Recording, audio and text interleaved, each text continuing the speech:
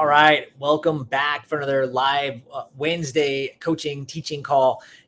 I want to get into things. I know this is a huge problem for a lot of people, addictions, habits, and cravings and alcohol. And I can tell you right now, I am really feeling the effects of cravings. I'm doing a 4-day fast right now. And so I have a lot of cravings going on. And so this hits home for me more than anything. Also, there was a time period as a first responder and that I switched to day shift. And I've never been a big drinker per se, maybe when I was younger, but once I, got into becoming a first responder and just doing the things that I did, I really stopped drinking a lot of alcohol, and I would only go out and drink wine occasionally. And that was kind of what I would do. But when I went to day shift, I found myself, I was home every night. So I would like to relax, and I would have a glass of wine, maybe two, mostly just one. And I had this really good clean wine. And so that was my excuse for drinking this wine. It just was really tasty. It was nice. It had a lot of polyphenols. And so I thought, oh, well, it's actually probably good for me. And now I know that's not true.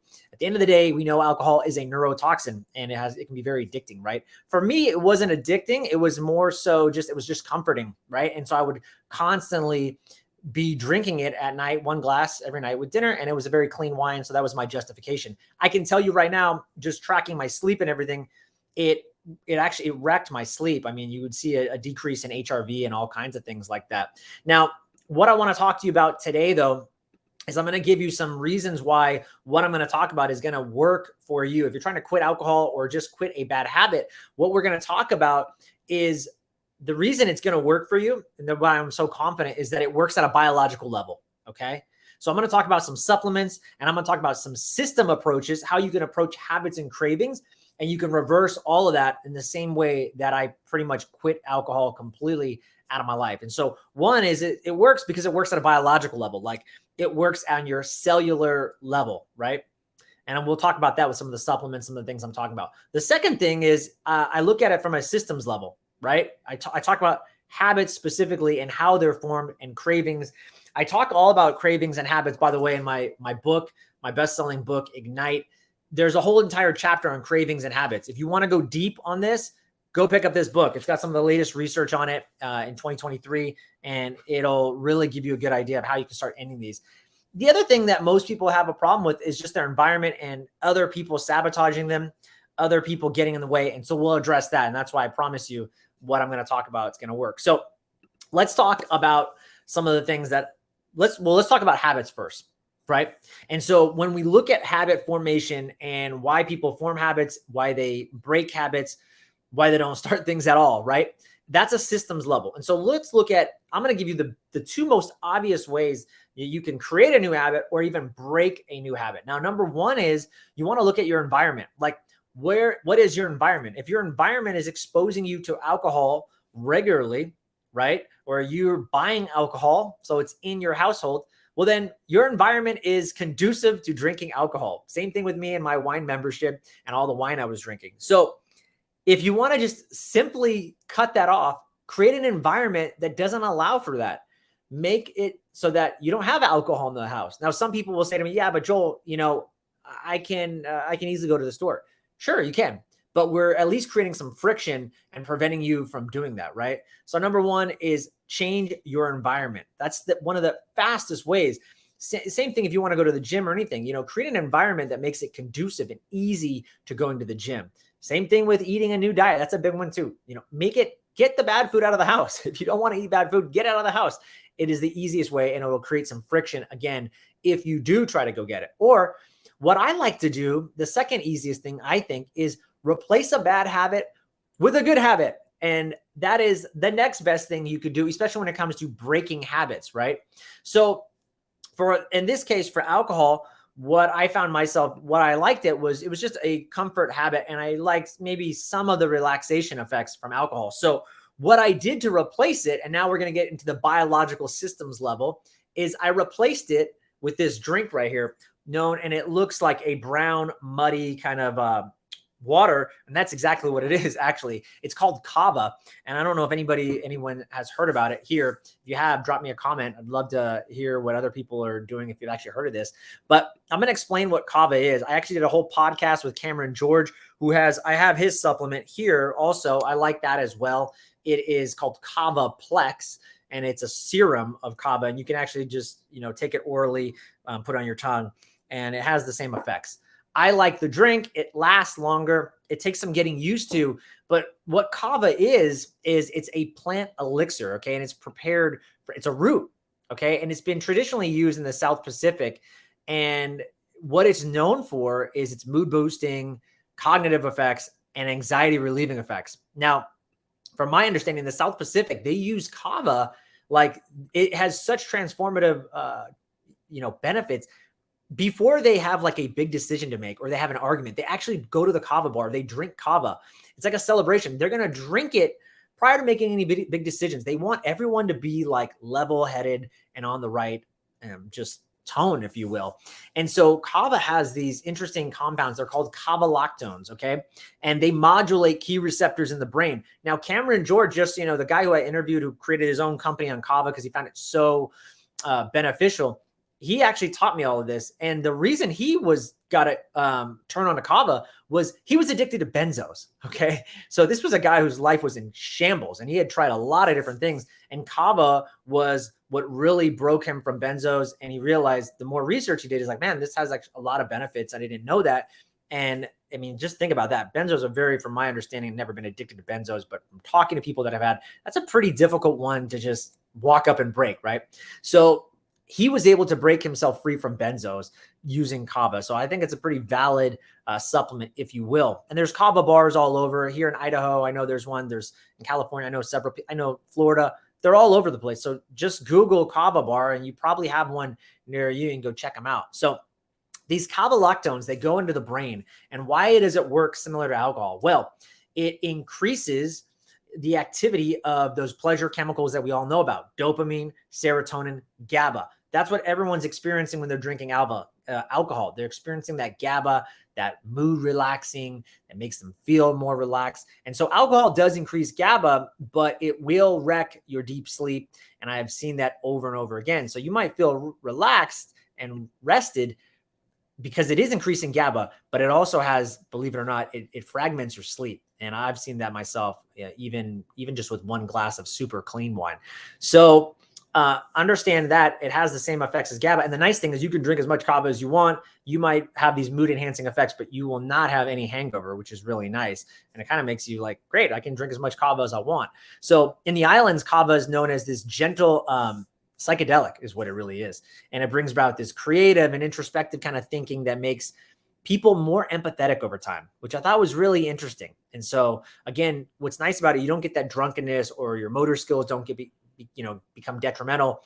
It's non-addictive too, which is nice. So here's some of the big bullet points of why I like Cava and why you could use it. Okay. So deep and REM sleep, it improves. It is known for reduced cravings, specifically also for drugs. We saw that with like the benzo example I gave you. It's an anti-craving agent. It helps rewire the brain. It's actually going to help you upgrade your empathy. So think about this, dads or anybody, I think we all need, as a first responder and kind of the archetype of the warrior, I have a difficult time, I would say attaching to emotions or feelings. I detach pretty well and I need that as a survival skill, but being able to empathize and feel with others is a huge skill. And so Cava actually helps with that. It helps rewire the brain. Pretty neat. Increased GABA levels. Like I told you, that's going to be better mood, better sleep. It helps block sodium and calcium channels. So this is anybody that's fancy for, I would just say inflammation or EMFs if you're exposed to that and that you're sensitive to that. And it's a COX-2 inhibitor. What this means, COX-2 inhibitors are things like the NSAIDs that you get over the counter, right? So things that block pain and inflammation, it's a COX-2 inhibitor as well, similar to things you get at the NSAIDs, but you don't have to worry about the stomach issues or intestinal or even liver issues. It's and then I got two more for you. It's an NRF2 activator, which means NRF2 is a main pathway for detox when we think about it in the body. So it's going to help activate that pathway. Pete just jumped on and said, I quit 25 years ago and drank non-alcoholic beer. Nice. Yeah, I've tried that. that one beer company that's pretty popular out here. I forget what its name is. Somebody might know. Athletic Brewing Company. I think that's what it is. It's good. Tastes like beer, but I just find why even get the yeast or any of the other junk in it. That's kind of my thought. But yeah, that's awesome. That's good to hear. And then the last one, AMPK activation. So there's pathways in the body, but AMPK is known for weight loss and energy. And so those are some of the things that it does. So Cava hits a lot of different paths. It's definitely an acquired taste. I don't find it that bad. I mean, for me, it's easy for me to, drink some of these things and get used to it. But just like wine and beer, I mean, I don't think any of those originally tasted very good. It was an acquired taste. And so again, the reason why I like this and it works is we have all the biological effects that I explained to you that Cava does. The second thing is we're simply changing the environment on a habit systems level. We're changing the environment by replacing a bad habit for a good habit. And I think that's just one of the easiest ways. There's lots of other ways you can change habits. These are some of the fastest ways that I've seen. You need to, when you look at the habit formation, and I'll talk about it in my book, but you need to look at, what's your motivation? What's your ability? And so what's your motivation to stop the habit from breaking it, right? What is your ability to actually do the habit? So by just simply removing ability from habit formation, right? We've got by simply just removing the ability to even do the habit, it's just the easiest. It's one of the easiest I found. Or you can change the prompt. That's the P. So MAP, motivation, ability, prompt, map. If you can change the prompt, which in this case we are, that's what we're doing. We're changing the prompt. Instead of drinking beer or drinking whatever, a glass of wine, in my example, after dinner, you're going to change the prompt. You're going to change the prompt entirely by prompting yourself with a different drink. So that's what I got. I got Peter on live talking about some of the things that he does. Went from switching to non-alcoholic beer. A lot of the non-alcoholic beers don't taste good, but I know Athletic Brewing Company makes a pretty decent one now that I've tasted not too long ago. And now he only drinks water. So there you go. And you get it by all the social pressures. Yeah, totally. And that's just staying grounded in your morals and your values, right? And that's part of the environment factor. There's things you can do. I've seen, you can get a cranberry with a lime in it and people will not know the difference. Or you just simply tell people, I'm on a program. I'm trying something new. I'm trying to get healthier. I think people respect that. I don't care where you're at or who you are. There's a lot of people that want to bring you down because there's a fear in them that you're going to be better than them and that you're not going to be drinking. But I know for a lot of people, if you just tell them enough times, like, all right, like I'm not drinking. That's all there is to it. And it's because I'm on this new health kick or I'm doing this.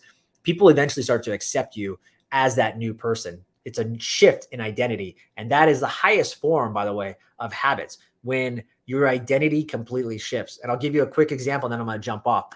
The example would be this. If I were to offer you a cigarette let's just do this on me. If you were to, I'm not a smoker. If you were to ask me, Joel, would you like a cigarette? My answer would be, no, I don't smoke. If you are a smoker and you're trying to quit, and I said, hey, would you like a cigarette? You might say, oh, no. I'm actually trying to quit right now. Notice the difference, that little nuance in identity. Me, I'm like, I don't even smoke. Like, it's not even a question. Like, I would never do that. Thanks.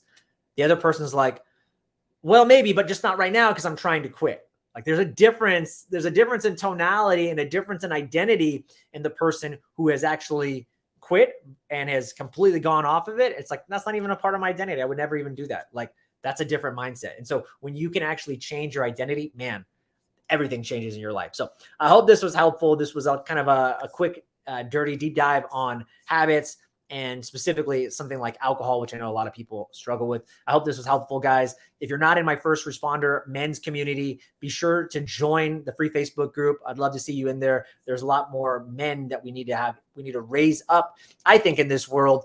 And we need to build the next generation of strong men who are going to carry the torch and build the legacy for their kids and their kids. And so that's a huge thing. So if you're not in that group and you need some other support other than therapy or maybe some other crazy modalities that you've tried, come on, jump in. There's a good group of men to hold you up in a brotherhood, and that's what it's all about. And I know I've gotten a lot of value out of being another men's group and just sharing my frustrations and fears and desires, and it helped level me up. And so that's why I'm doing this for all the first responder men out there.